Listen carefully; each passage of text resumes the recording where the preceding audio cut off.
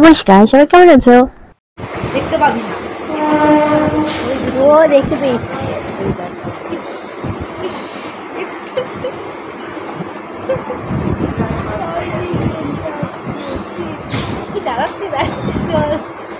নামতে গেলে ওদিকে পড়বো, মুখটা আলু।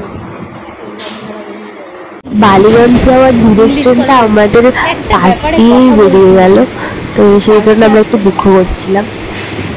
এই সে ট্রান্সফার সার্টিফিকেট আনতে হয়েছে কলেজ থেকে? তুই যে ইগনুতে ভর্তি হয়েছিস?